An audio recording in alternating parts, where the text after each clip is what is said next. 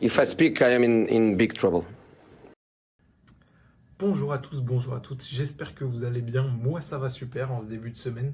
J'espère que voilà, votre week-end s'est bien passé, que vous avez réussi à rattaquer d'attaque la semaine. Voilà, que votre lundi s'est bien passé. On se retrouve en ce début de semaine tranquillement pour, comme d'habitude, comme chaque semaine, débriefer les matchs du week-end précédent. Matchs en plus importants qui se sont déroulés, qu'on va un petit peu analyser tranquillement tous ensemble. Week-end d'autant plus important, on rentre dans le vif du sujet directement, parce que week-end qui va juste précéder la trêve internationale, voilà, qui va nous couper des terrains, du moins des terrains de Ligue 1 et de championnat en général pendant 2 semaines. Pas de Ligue 1 ce week-end, malheureusement. Tout le monde est triste, je le vois derrière vos écrans. Moi le premier. Mais voilà, du coup, c'est d'autant plus important parce que je pense que quand il y a une trêve qui arrive comme ça, on reste un petit peu le temps de la pause sur les quelques matchs qui se sont déroulés juste avant. Et en premier lieu, le dernier match qui s'est joué. Donc, énorme importance de le gagner parce que sinon, on a tendance à ruminer un petit peu le mauvais résultat qui a été réalisé et potentiellement après on se met dans un mauvais esprit. Donc très important de gagner pour faire le plein de confiance avant cette trêve qui sera la dernière avant la trêve hivernale. Donc dernier gros sprint final pour les joueurs. Certains vont pouvoir avoir du repos du coup pendant 2 semaines. D'autres qui seront appelés en sélection vont devoir continuer à enchaîner avec 2 nouveaux matchs en une semaine. Du coup, ça fait, ouais, je pense qu'ils vont jouer quelque chose comme mardi, samedi ou mercredi, dimanche, quelque chose comme ça. Donc, ouais, les joueurs appelés en sélection, ils gardent toujours un gros rythme. On commence à le voir, on va rentrer plus en détail dans les matchs et j'aurai l'occasion de le souligner.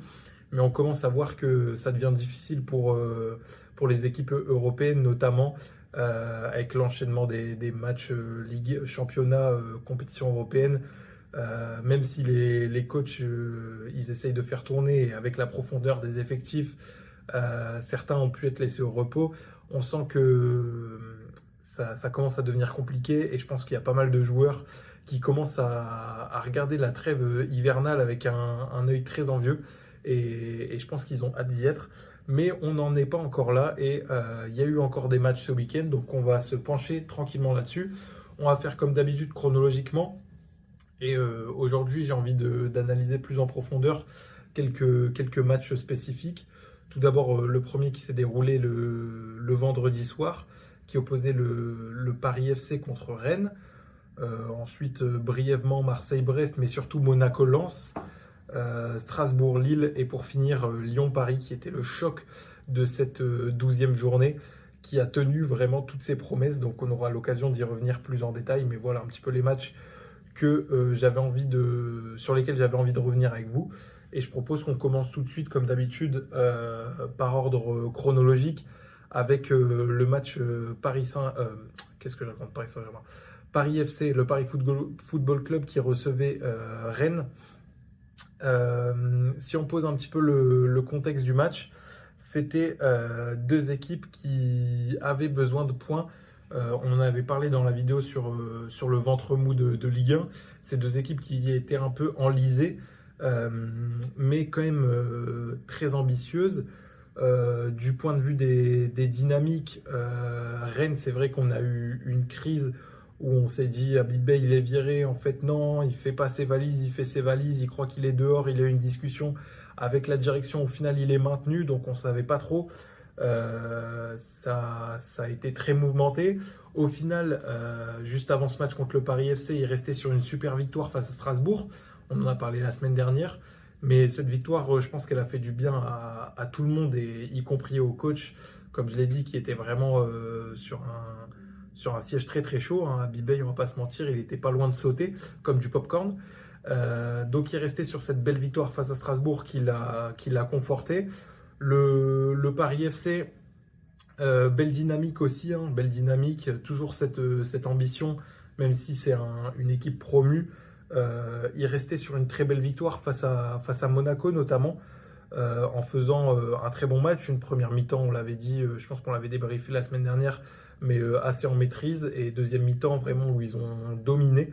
Donc ça, c'était vraiment intéressant. Et donc, c'est dans ces conditions-là que les deux équipes se sont affrontées vendredi soir.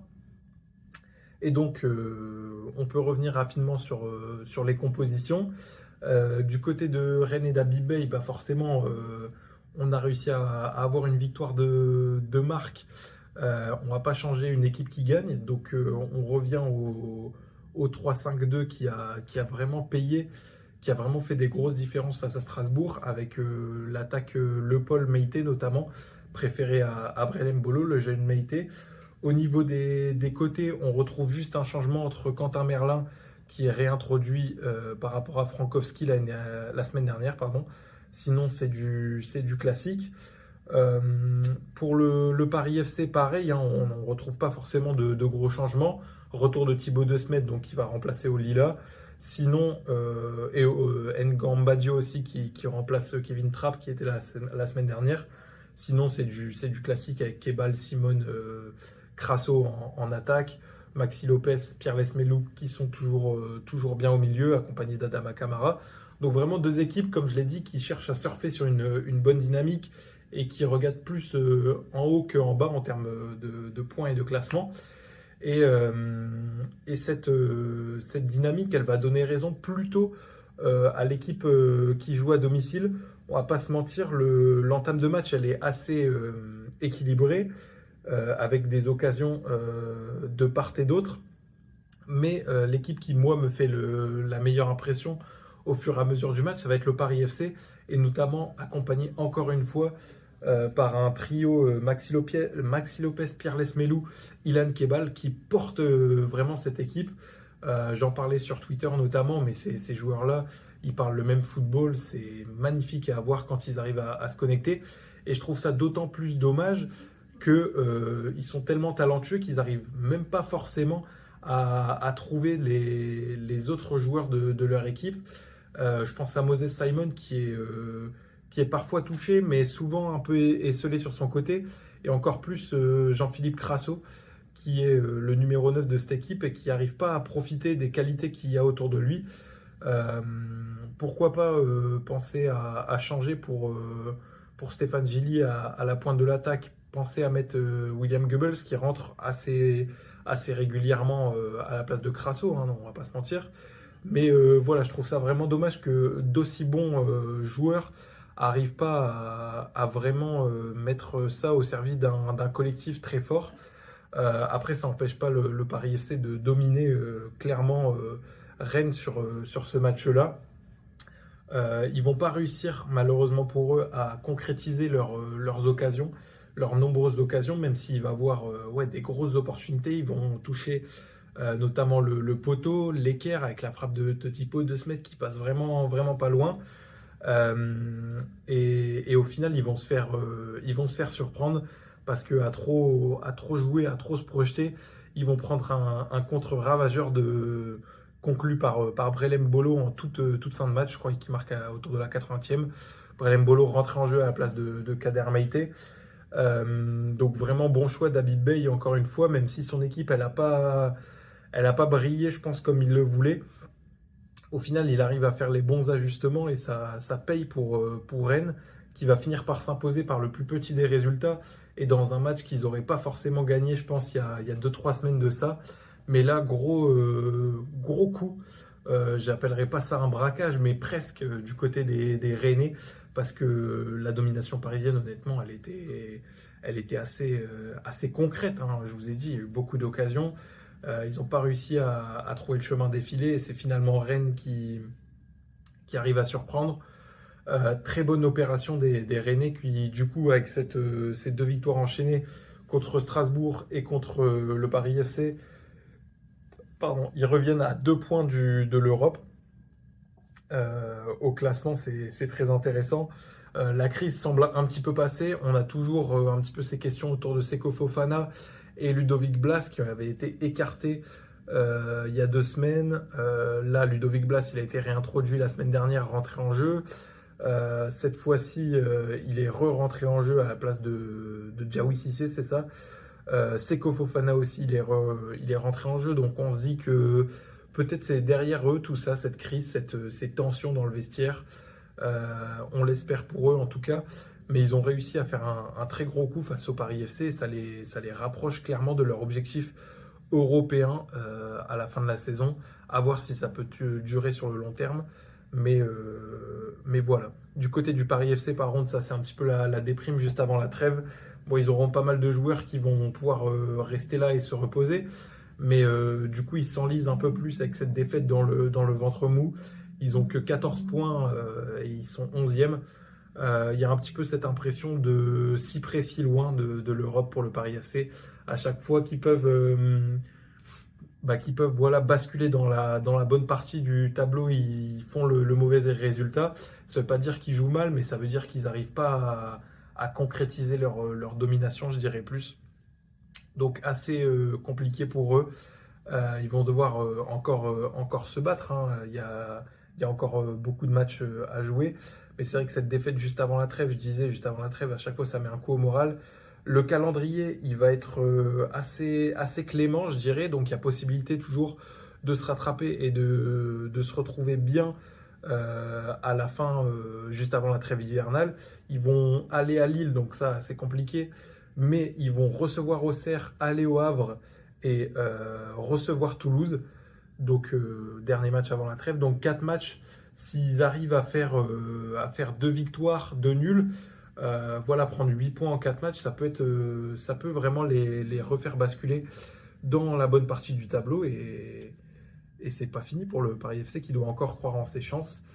Une équipe aussi qui marche bien, je ne vais pas m'attarder trop là-dessus puisque le match a été assez maîtrisé, c'est Marseille qui, franchement, rien à redire, a dominé son sujet brestois. Marseille qui continue de bien performer. Il y avait eu un petit coup de mou avec ce match nul contre Lens à 10 contre 11 où ils avaient été dominés alors que les Lensois étaient sous carton rouge. Il y avait eu cette défaite en Europe la semaine dernière, du coup en courant de semaine contre l'Atalanta, où là pour le coup, même s'il y a eu à la fin cette main, ce litige, il y avait eu grosse domination de l'Atalanta et on n'avait pas senti les Marseillais impliqués et en capacité de renverser cette rencontre. Voilà, cette défaite contre Brest, elle remet un petit peu les pendules à l'heure.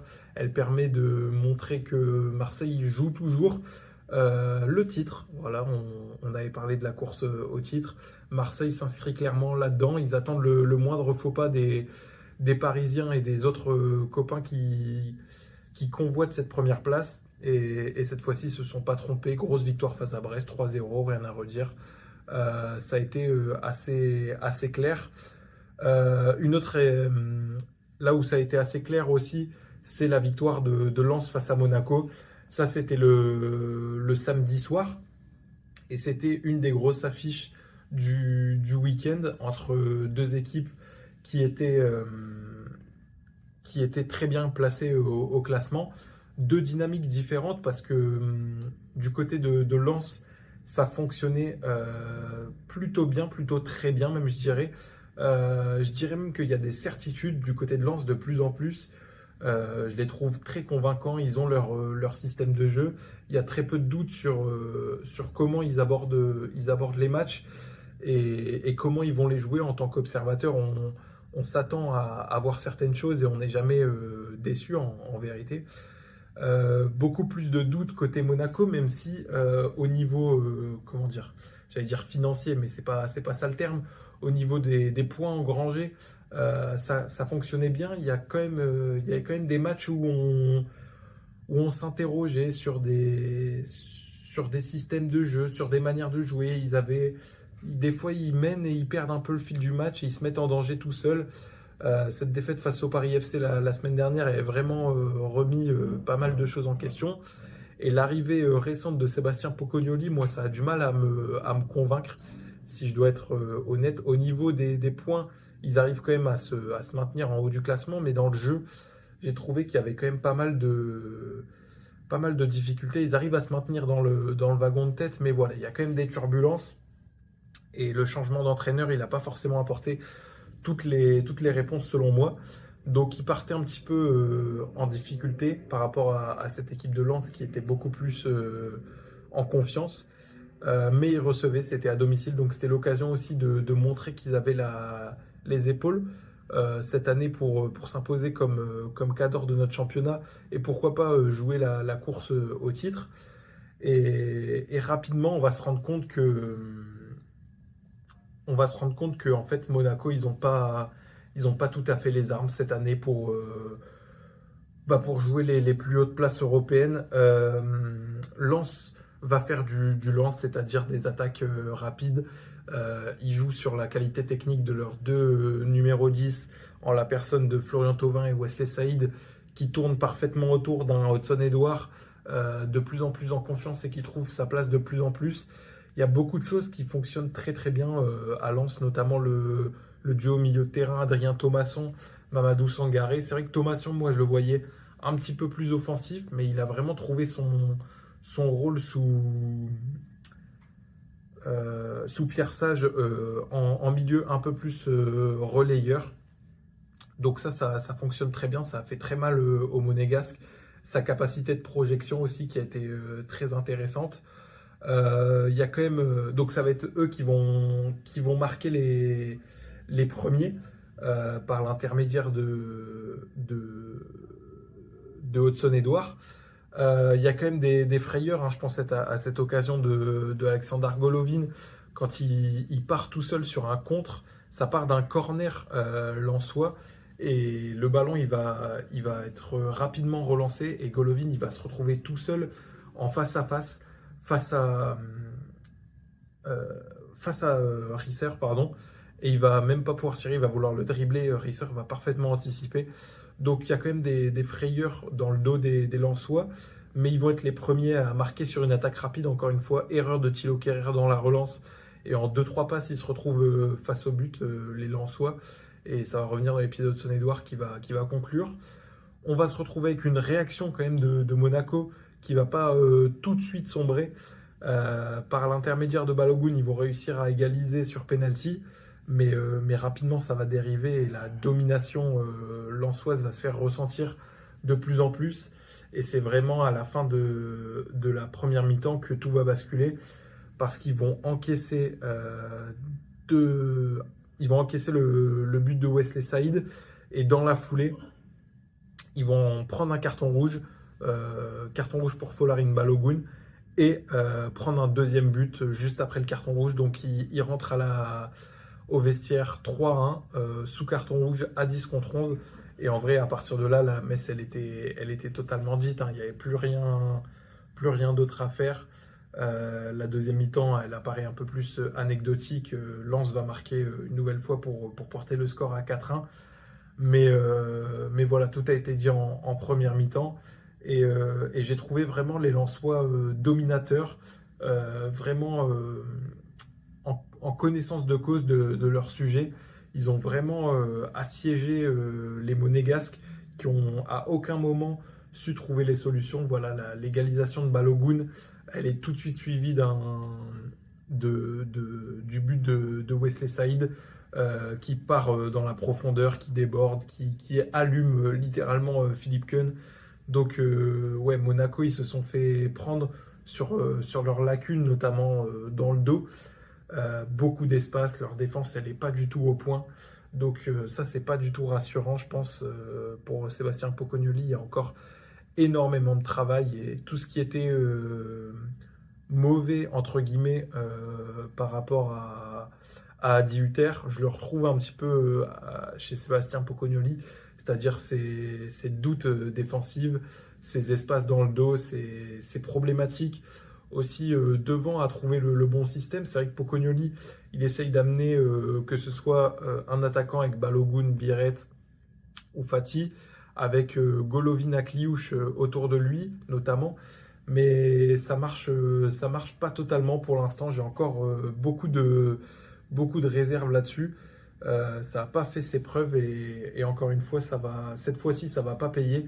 Ce sera une lourde défaite en plus pour Monaco qui doit vraiment se ressaisir après la trêve. Il y a pas mal de choses à revoir et je pense que la trêve va être aussi le moyen pour Sébastien Pocognoli de travailler avec ces hommes, même si beaucoup sont convoqués en sélection nationale. Si on regarde un petit peu le calendrier de Monaco, il y aura le déplacement à Rennes, la réception de Paris et le déplacement à Brest, puis le déplacement à Marseille. Donc gros calendrier, ça joue quand même Rennes, Paris et Marseille sur 4 rencontres de Ligue 1. Donc il y a vraiment urgence là. Sébastien Pocognoli, il va être dans l'obligation de ramener des résultats parce qu'il ne faut pas trop s'éloigner de la tête du classement, on va pas se mentir. Hein. Là, ils sont 6e à 20 points, donc encore à 2 points de Strasbourg, pas loin du podium, mais ça peut vite partir en sucette s'ils continuent à jouer sur un petit rythme comme ça et pas être totalement souverain dans leur rencontre. Donc affaire à suivre.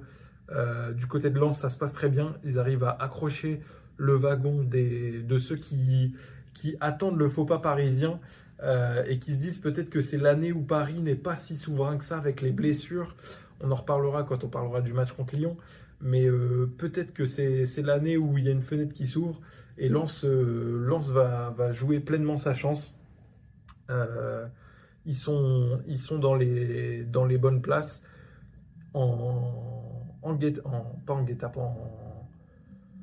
j'ai plus le terme, mais voilà, prêt à surgir si l'occasion se présente.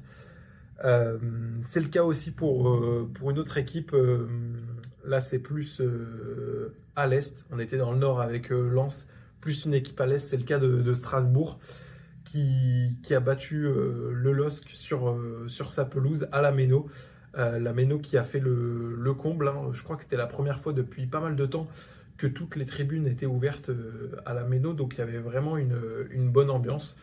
Pas mal de pression sur les joueurs strasbourgeois parce que il y avait quand même eu un revers assez fort contre Rennes, on en avait parlé, et surtout il y avait cette interrogation sur le fait que ce match-là, il pouvait faire jurisprudence dans le sens où si les adversaires de Ligue 1 commençaient à analyser ce qui s'était passé contre Rennes, parce que c'était quand même un gros faux pas. Il y a peut-être ce doute qu'ils comprennent un petit peu comment mettre à mal cette équipe strasbourgeoise. Et donc, on avait dit, on avait un petit peu peur que ça mette en difficulté la très bonne dynamique strasbourgeoise. Donc, c'est un peu dans ce flou-là qu'ils arrivaient contre le LOSC. Le LOSC qui était aussi un petit peu dans le flou, hein, on va pas se mentir. Après sa défaite en semaine contre l'Étoile Rouge de Belgrade, on a du mal à enchaîner les très bons matchs du côté du LOSC. Il y a parfois des très bonnes choses avec la victoire par exemple contre Metz 6-1, la victoire contre Angers. Mais d'un autre côté, il y a cette défaite contre Belgrade, il y a cette défaite contre Nice, il y a cette défaite contre le PAOK, je crois que c'était, si je dis pas de bêtises. Donc ouais, il y a vraiment deux équipes qui avaient besoin de se rassurer. Et à l'entame, on va peut-être revenir d'abord sur les compos. Côté Strasbourg, la chose à retenir, c'est le retour d'Emmanuel Emega dans le 11. Retour d'Emega important parce que avant le match, on se posait la question sur la capacité de Strasbourg à battre les plus gros. Il y avait eu ces défaites contre Paris, contre Marseille, contre Rennes du coup. Donc on se demandait si Strasbourg, c'était pas fort contre les faibles, mais faible contre les forts. Le retour des mégas, il a été en ce sens dans l'idée de vraiment apporter de la qualité devant, même si Panicelli, meilleur buteur de Ligue 1, il n'y a pas de souci, hein, il en a apporté. Mais voilà, il y avait cette volonté de les associer tous les deux pour faire très mal. Sinon, c'était assez classique hein, en termes sur les autres postes. Et côté lillois, a souligné la titularisation d'Olivier Giroud, celle de Nathan Ngoy aussi de retour. Sinon, c'était assez classique. Donc, deux équipes qui ont besoin de se rassurer, qui alignent des compos assez classiques. Dans l'entame de match, ça a plutôt tourné en faveur du LOSC en vérité, de ce que j'ai vu. Le LOSC qui arrive pas mal à empêcher, dans un gros contre-pressing, à empêcher les milieux de terrain strasbourgeois de ressortir proprement. On sait que c'est les qualités majeures de Strasbourg. C'est cette qualité technique au milieu de terrain avec Enciso, Valentin Barco, ces joueurs-là qui sont capables vraiment d'amener, de porter le ballon pour faire le lien entre la défense et les attaquants. Et là, j'ai trouvé que les milieux de terrain et les attaquants, c'est un pressing assez pertinent dans le début de match. Donc, j'ai vu une équipe strasbourgeoise bousculer dans les 15-20 premières minutes. Et après, au fur et à mesure, la tendance, elle va progressivement s'inverser jusqu'au but strasbourgeois, en vérité, qui va totalement apparaître comme le turning point, le point de rupture de ce match. On va pas se mentir, c'est sur quand même une assez grosse erreur de la défense lilloise et notamment du gardien Berke-Ozer qui n'est pas en réussite, c'est le moins qu'on puisse dire depuis quelques semaines, qui va offrir un peu ce but à Emega pour un retour fracassant. À partir de là, le match il va changer, hein. Ça va être vraiment un match différent des deux côtés. On sent que ça a mis vraiment Strasbourg en position de force et Lille n'arrive plus trop à créer. Je les ai trouvés apathiques, ternes, cette équipe lilloise, que ce soit en fin de première mi-temps après le but ou en deuxième mi-temps. J'ai pas senti de véritable réaction.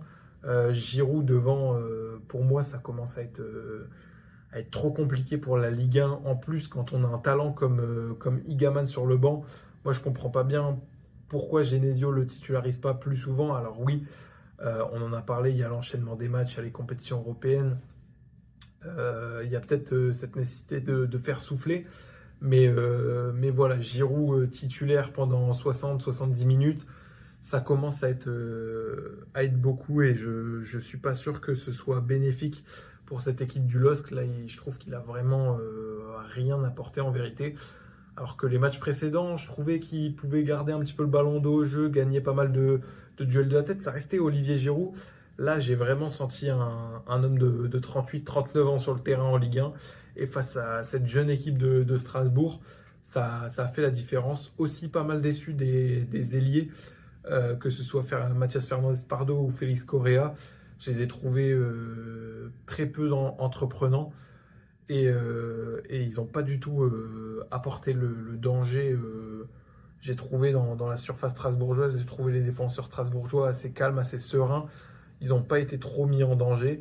Et au fur et à mesure, Strasbourg va développer son jeu jusqu'à inscrire le second but, qui vient également d'une erreur lilloise. Faut quand même le souligner. Passe en retrait, pied droit d'Olivier Giroud, qui est directement donné à Emega, qui n'a plus qu'à ajuster Berke-Ozer. Donc, victoire 2-0, je ne reviens pas sur le carton rouge parce que geste totalement débile c'était... comment il s'appelle, Calvin Verdonk, exactement. Ça sert à rien de revenir sur un geste comme ça. Mais grosse victoire strasbourgeoise qui, du coup, montre qu'ils ont la capacité de gagner contre les gros de ce championnat. En plus, doublé d'Emmanuel Emega, qui fait du coup un retour assez fracassant, même si je l'ai dit, ça vient de deux erreurs. Il faut les marquer, ces buts-là. Et il n'a pas du tout douté. Premier match pour son retour, doublé, donc assez impressionnant. Strasbourg qui, du coup, comme je l'ai dit, parvient à rallier le wagon de tête avec Lens, Marseille et Paris, même s'il reste à 3 points de Lens et Marseille devant eux. Ils arrivent à recoller au haut du classement alors qu'on avait des petits doutes sur leur capacité à tenir dans la durée. Du côté du LOSC, encore une occasion ratée de faire la bonne opération. Ils vont un petit peu chuter à la 5e place, à 20 points, à égalité de points avec Monaco. Et il y a un petit peu cette impression que le LOSC regarde en bas plutôt qu'en haut au niveau du classement. C'est pas une crise, mais j'ai l'impression qu'il y a quand même pas mal de doutes qui commencent à émerger dans les esprits lillois, alors que le début de saison, il n'est pas mauvais, on va pas se mentir. En compétition européenne, il y a eu 2 défaites quand même qui mettent à mal le moral, mais en Ligue 1, ça va toujours. Donc, va falloir se reprendre après la trêve. Si on fait un petit point pour eux au niveau du calendrier, c'est toujours intéressant de se projeter sur les prochaines rencontres. Il y aura du coup la réception du Paris FC, on l'a dit. déplacement au Havre, donc déjà ça c'est des points qui doivent être engrangés. Il y aura cette grosse rencontre avec la réception de Marseille juste avant la... Non, il y aura la réception de Marseille et le déplacement à Auxerre juste avant la trêve. Donc, 3 matchs assez à leur portée et un gros match contre Marseille. On va voir ce qu'ils seront capables de faire et où ils en seront avant la trêve. On fera un gros point là-dessus aussi. Ce sera intéressant de voir. Mais voilà, encore une occasion de se rallier au wagon de tête pour Lille qui doit regarder un petit peu plus derrière maintenant, malheureusement pour eux. Le dernier match est un petit peu le main event, si je puis dire, de ce week-end de Ligue 1. Ça a été quand même le Lyon-Paris Saint-Germain qui a au final tenu toutes ses promesses. J'ai pas besoin forcément de vous présenter la dynamique de ces deux équipes. Ces deux équipes qui fonctionnent très très bien et qui visent le titre pour le coup. Paris un peu plus sérieusement que Lyon, on va pas se le cacher. Mais sur ces derniers matchs, il y avait eu pas mal de faux pas pour Paris qui avait un petit peu enchaîné les matchs nuls, qui avait du mal à prendre les points entre guillemets qui semblaient faciles pour eux. Et ça, c'est notamment lié aux nombreuses blessures auxquelles ils font face. On va pas se mentir. Paris sans les blessures, ça reste une équipe assez injouable. Et là encore, il y avait une équipe assez remaniée qui était face à Lyon. Notamment l'attaque, on retrouve Kanguilini, Kvaratskhelia, Senima Youlou en attaque. Donc ça, c'est assez expérimental. Pas de Désiré Doué blessé, pas de Ousmane Dembélé blessé. Bradley Barcola laissé sur le banc. Ça fait quand même pas mal de talent en moins. Vous rajoutez à ça l'absence de Achraf Hakimi et Nuno Mendes en latéraux qui se sont aussi blessés la semaine dernière, je crois, pour les deux. Peut-être la semaine d'avant pour Mendes. Et ben vous avez une équipe qui doit être remaniée par Luis Enrique. Là où il pouvait être content, c'était sur le milieu de terrain. Retour des trois classiques, entre guillemets, avec Fabian Ruiz, Joao Neves et Vitinha alignés pour la première fois depuis pas mal de temps. Et ça va vraiment mettre à mal les Lyonnais, qui de leur côté alignent une compo aussi un petit peu remaniée avec l'absence de Corentin Tolisso. Kalis Mera de retour dans le 11 de départ. Titularisation de Rachid Ghezal en pointe. On avait parlé de l'absence de numéro 9 à Lyon. Rachid Ghezal, il a été titularisé pour la première fois, donc il devait prendre sa chance. Il a la place en numéro 9. Il va essayer de s'imposer. Au final, comme je l'ai dit, c'est un match qui a été assez ouvert, avec une bonne entame de Lyon, mais qui se fait quand même assez dominer au milieu de terrain par les trois que j'ai cités, Vitinha, Ruiz et Joao Neves, qui sont vraiment exceptionnels dans la tenue du ballon, dans la capacité à jouer ensemble, à se connecter avec leurs partenaires, à faire jouer leurs équipiers. Et le premier but, il va complètement venir d'eux. C'est une ouverture magnifique de Vitinha pour Zahir Emery, qui n'a plus qu'à crucifier Dominique Greff. Donc même s'il n'y a pas une attaque qui virevoltante, le milieu de terrain, il trouve des caviars à donner. Et ça va vraiment faire mal à Lyon. Mais à souligner la très belle réaction lyonnaise, qui malgré cette domination parisienne va remettre le pied sur le ballon et va réussir à se relancer, remettre un coup d'accélérateur. Et ils vont réussir à faire ce que Paris leur a fait, c'est-à-dire prendre les espaces dans le dos des défenseurs. On l'a dit, avec l'absence de Mendes et Hakimi, il y a forcément des choix défensifs qui devaient être faits par Luis Enrique. Il a choisi de mettre Zahir Emery et Lucas Hernandez, et en vrai, ils ont pris un peu le feu, les deux, avec un très bon match de Moreira, qui a mis à mal vraiment Zahir Emery. En même temps, c'est pas un latéral. Pareil pour Maitland-Niles, les deux sont buteurs. Et les deux ont réussi à être trouvés dans le dos des défenseurs, qui a vraiment... il y avait des boulevards énormes dans le dos des défenseurs parisiens. Le match, il va être équilibré jusqu'à la dernière minute. À partir de la 65-70e, on sent que les deux équipes sont européennes et on sent qu'il n'y a plus trop d'huile dans le moteur. Donc ça fait un petit peu... cette impression que tout peut basculer à tout moment. Et malheureusement pour Lyon, ça va basculer au dernier moment en faveur de Paris. Juste après l'exclusion de Tagliafico sur carton rouge, sur le corner qui suit, tête de Joao Neves au premier poteau, comme ça un petit mais qui a une sacrée détente, Joao Neves. Hein. C'est un des meilleurs joueurs de la tête de notre championnat. Il ne suffit pas d'être grand pour être bon de la tête et Joao Neves, il nous le montre.